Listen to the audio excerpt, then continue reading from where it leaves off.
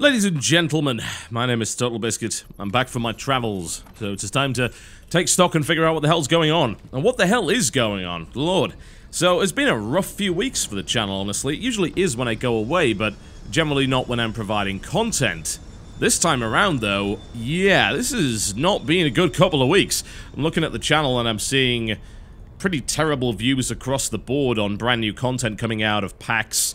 The most successful video, of course, being Transistor, which made it to the front page of Reddit and got under 200,000 views. Now, comparatively speaking, if you were to look at, say, a video I put out a few weeks ago, StarCraft 2 Heart of the Swarm, 235,000 views. Tomb Raider, something like 267,000, if I recall correctly, something like that. Does that sound about right? What about Sword of the Stars The Pit, which is a tiny little indie game? It was, I mean, for God's sake, it's a roguelike. It's a tiny little roguelike based off a 4X strategy game. Well, that one got 217,000 views, and then we look at what we've had recently, and I'm like, whoa, did you guys just leave or something? What the hell happened?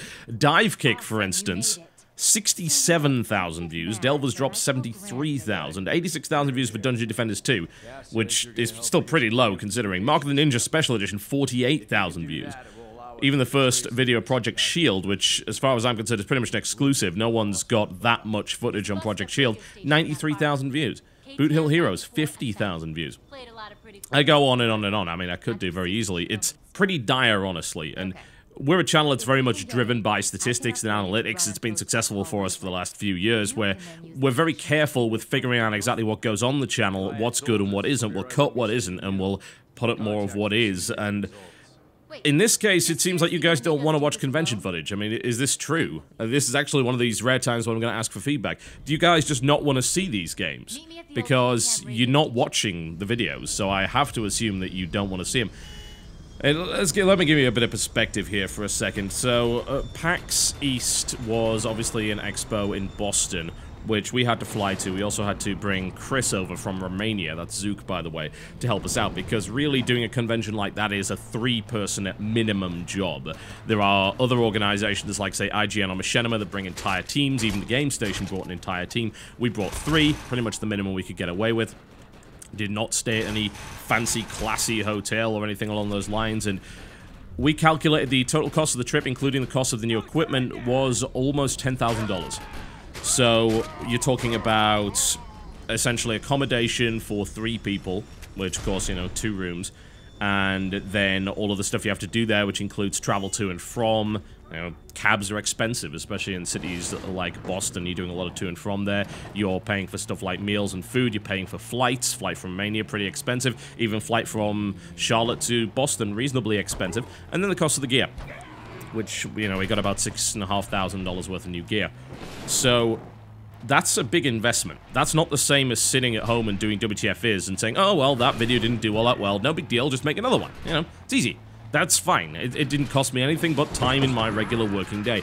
But when we go to a convention where it costs us a lot of money and we don't make a return on that, then we have to be seriously looking at what we've done wrong. Or if we even did.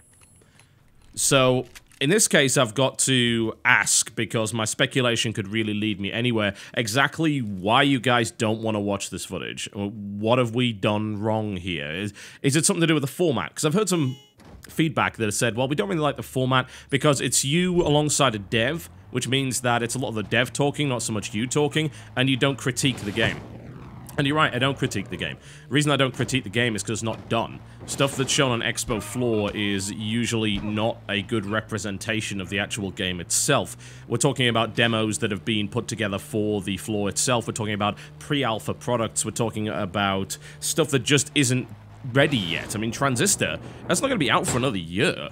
And other stuff like, say, Dungeon Defenders 2, we're expecting towards the end of the year, maybe Daylight as well. There are plenty of examples of stuff that we've put out that are not going to be around for quite some time, which leads on to the second point. Is it the fact that you guys just don't want to see games that are that far out? Because if that's the case, then I think a severe rethink of the way that this channel's been going has to happen. And the reason it has to happen is because, well, we thought you kind of wanted that. We thought that you wanted a look at really early stuff to see the newest games first on this channel. But apparently that's not the case, and every now and again, I'm also noticing that I do beta footage of something that's maybe a month or more out, and you guys just don't care. Whereas if I do something of an open beta, you guys definitely do care. You jump on that and you watch the hell out of that. Or maybe a video that's like a couple of days before release.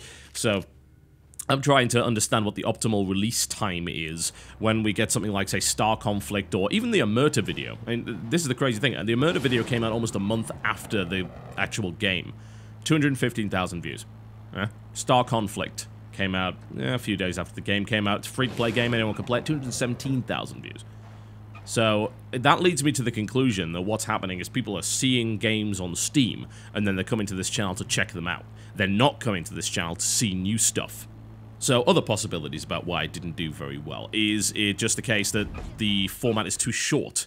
And this is a channel that, for the most part, does pretty long videos, yeah? We try to put out pretty long-form content here, because not a lot of other channels really do. A review on, say, IGN or even something like Revision 3 could be anywhere between 3 and 8 minutes. A WTF is of a major title on our channel is going to be between 25 minutes to an hour. You know, and that's raw gameplay right there. That gives people a better experience, in my honest opinion.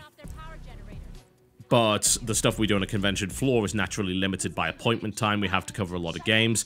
There's setup time, there's teardown time. We don't just turn up and record. You know, you've got to plug stuff in. You've got to get things ready to go. You've got to do sound checks. You've got to get everyone mic'd up before they start off. You've got to get basic information and all that kind of thing. I wonder. Oh, does my commentary suck? You know, there's a real possibility there. Maybe my commentary sucks on the show floor. Maybe it's just not entertaining. Maybe it's not informative. Maybe it's not well spoken. I don't think technical issues are really a reason why people aren't watching these. We have really good equipment now. Our audio quality is really good considering we're on a loud convention floor. We get a ton of direct feed. I mean, we've got barely any cam content this time. And even IGN's camming stuff like Transistor. We don't need to do that. We can get direct feed from pretty much any machine, and we've got you a ton of that. And yet, the views suck. I mean, in comparison to the stuff we did at Gamescom, which was way, way worse, the views are just dire. Let's get going. So, we gotta make a serious decision. Because, you know, obviously we were planning for E3 and PAX Prime and maybe Gamescom. Do we just not do that? I mean, is this something that you guys just aren't interested in? Because if you're not, then we won't. We can't. It's a big business decision to actually take the entire team and displace from the office for more than a week to go and cover an event if we're not going to make a return on it. I don't even think we need to break even on something like this. I think it's a good investment to go to these events and raise your profile, but we can't make huge losses every time we travel out to an event, especially if you guys don't want to see it. I guess it's inextricably tied together. If you don't want to see it, we don't get paid. That's the way this business model works. You watch the videos, we make some money from your ads. It's really as simple as that. That's how the business operates. If that ceases to happen, then the business ceases to happen, right? So we look at these videos and we say, hey, these videos are consistently getting a lot of views. This is clearly what the people want to watch. And then we look at others and say, wow, this is dreadful. This is obviously not what the people want to see.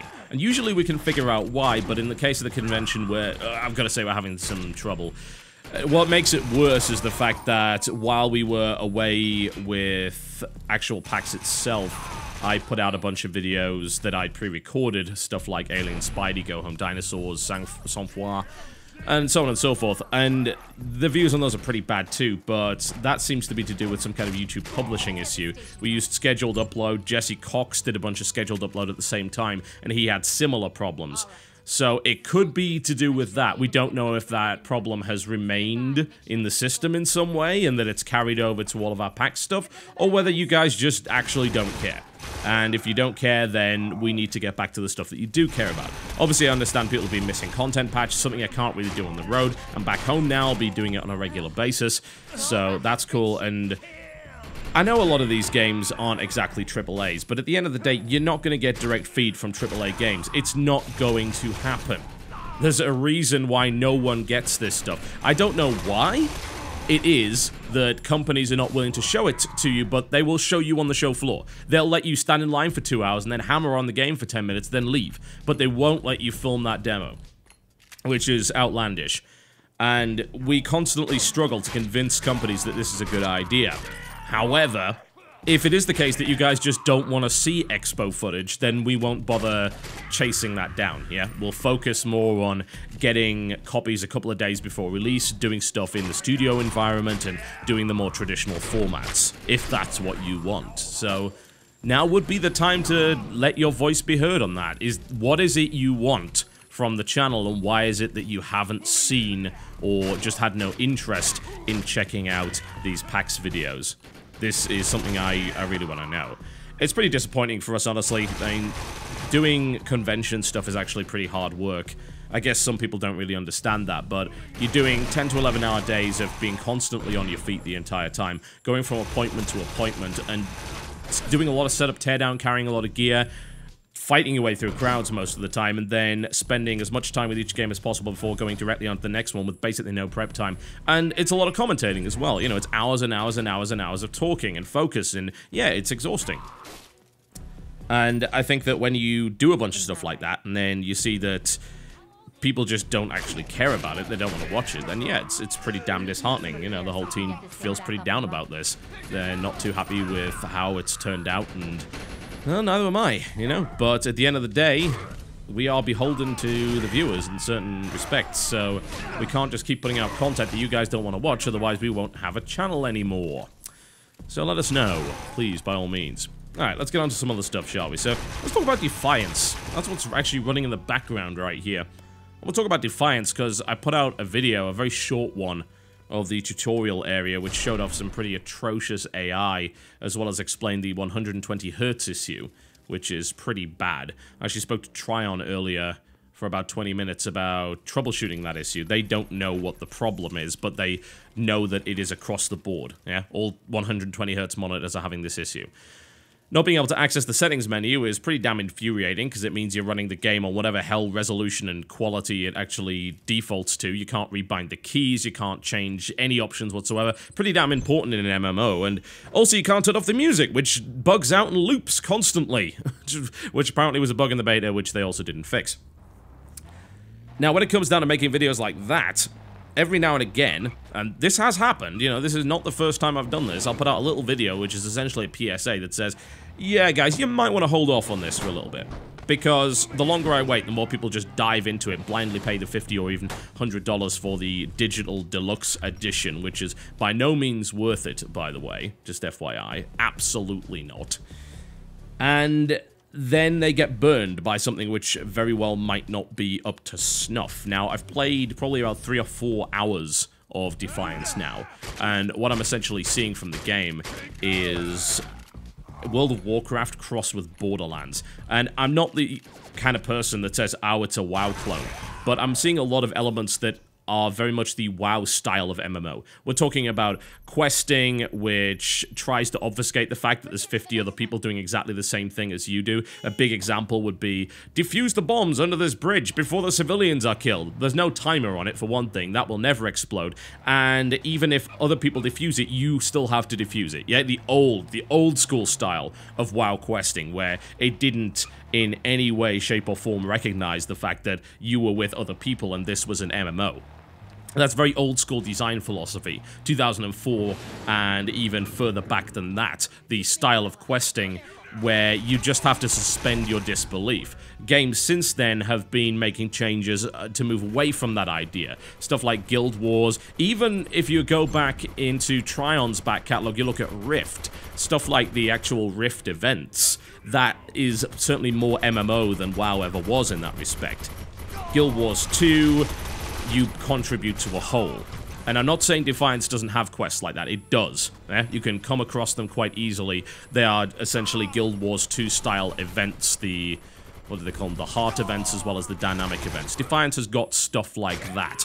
Although, from what I can tell, it doesn't appear to be anywhere near as advanced, simply because those events don't lead automatically into others. They're just areas that reset over and over and over again. And they reset for yourself as well. It's not like going into a heart area in Guild Wars where you finish the heart area. No, if I fix or say tag these medical supplies. There's a good example. Pretty early on in one of the earlier levels, you go and tag some medical supplies for evacuation, and then you have to protect the scientists as they evacuate while hordes of mutants come at you. You can do that as many times as you want, and that area will reset very, very quickly, and that's basically how it works. So the whole thing is way more basic than Guild Wars in that respect. But it's got this third-person shooter element to it. The thing is that all of the enemies act like they would in World of Warcraft, not in a third-person shooter. That's the strange thing about it. Now, I pointed out the atrocious enemy AI, and in reality, the AI is tied into the basic aggro mechanic of your standard hotkey MMO, which is really weird. I'm sorry, it is. It's just stupid. Simply because you're in a situation where you're playing what you think is a third-person shooter, but the MMO gamey elements are so obvious they don't even try to hide them.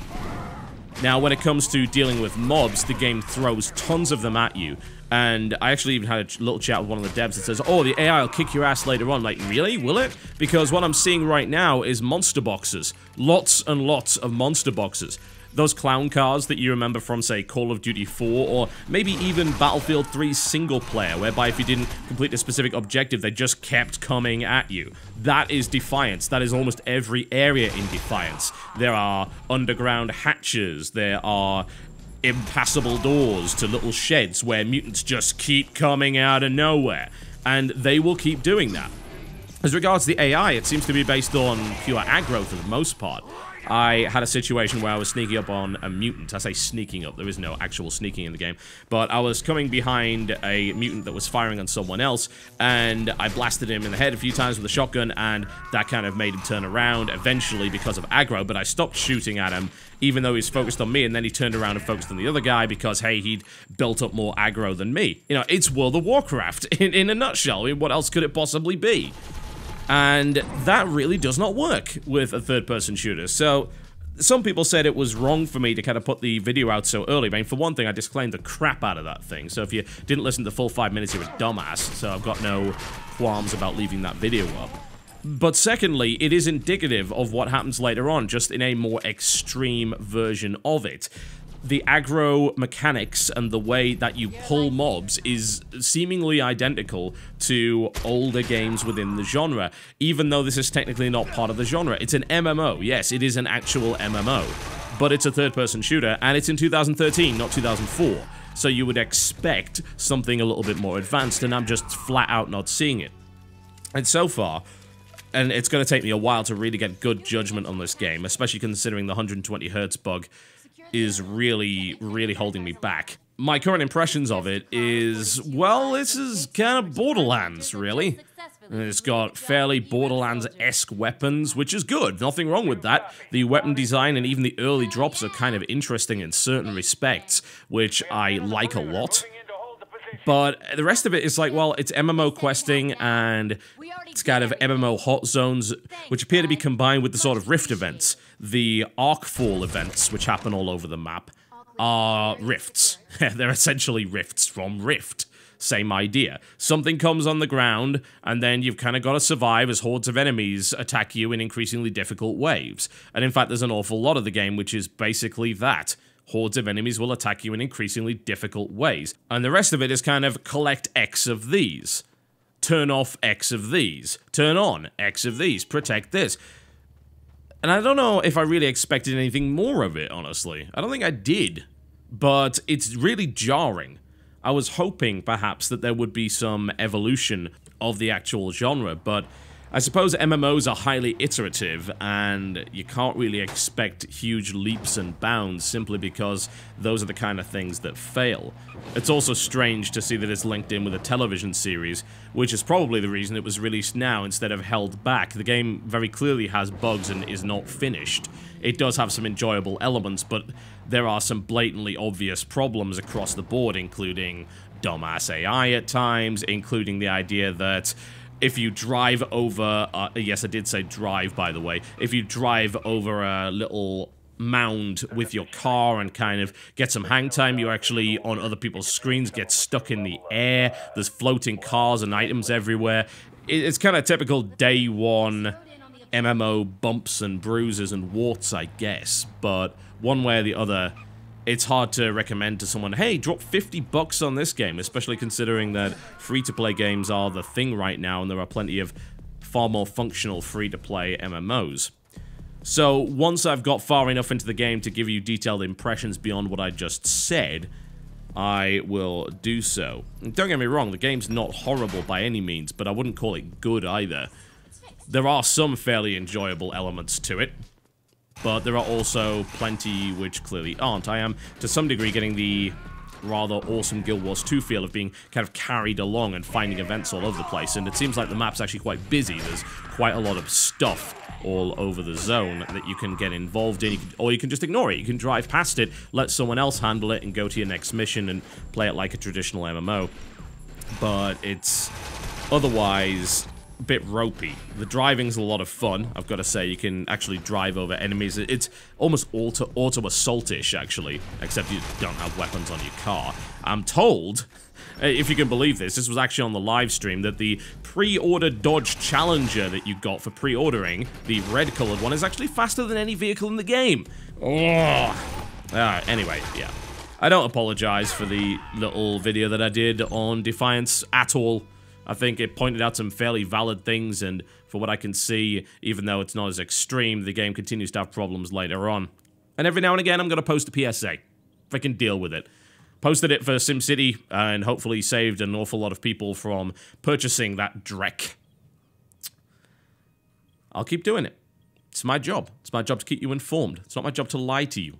Alright, so, what's coming over the next few weeks? Well, back to normal for the most part. I'll most likely be slowing my PAX videos down to 1 a day, just to accompany the regular content. Content patch will resume tomorrow. Yeah, content patch will come back, and I've told you this 1,000 times already, but I guess I have to reiterate it because people keep forgetting. When I am away at events, content patch takes a backseat.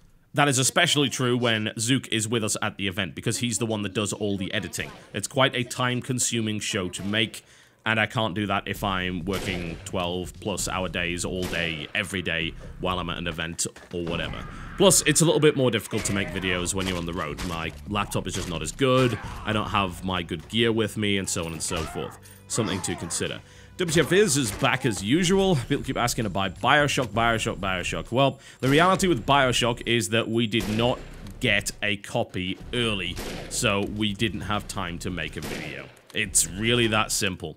And I wasn't going to make it while I was away because, my god, that game runs badly on my laptop. It doesn't even run all that well on my desktop. Honestly, I'm seeing slowdowns and freezes. I'm running SLI Titans, for God's sake. SLI Titans with a 3930K. And the game is still having some freezing issues here and there. Not so good, especially not for an Unreal 3 game. So, we'll just wait. You know, when I'm ready to do a video on Bioshock, I'll do a video on Bioshock. If you wanted blind praise, there's like 50 other videos, well, way more than that, and reviews that just basically fillet the game as much as possible.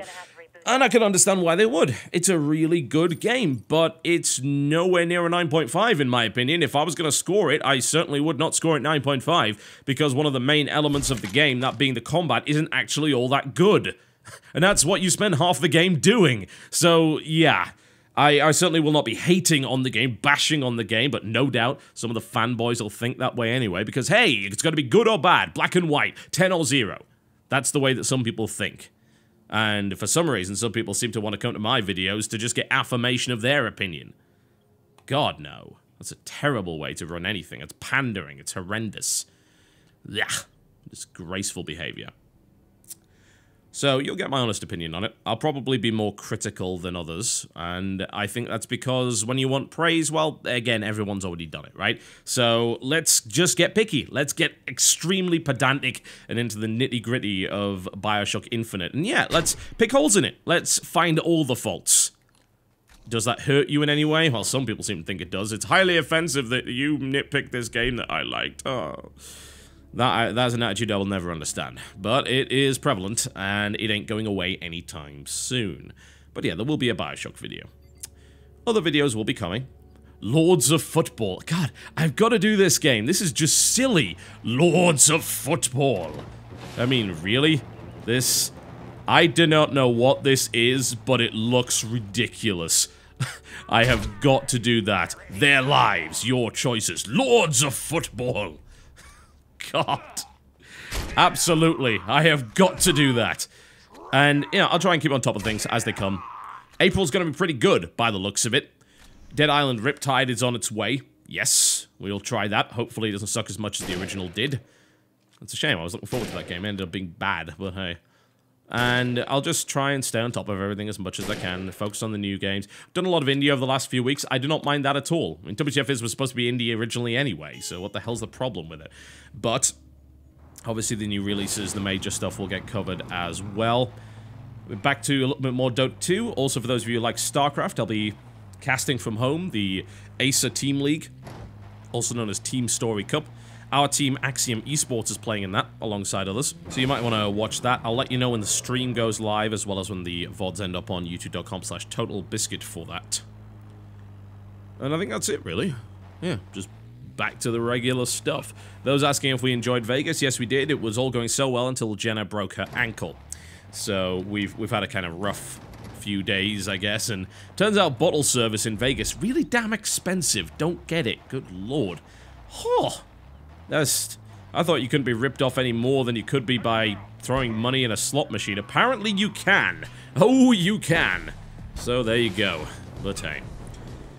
Alright, I'm gonna get back to work. Sounds like a plan. It's what you guys want me to do, so I'm gonna go do it. Thanks for watching, and I'll see you.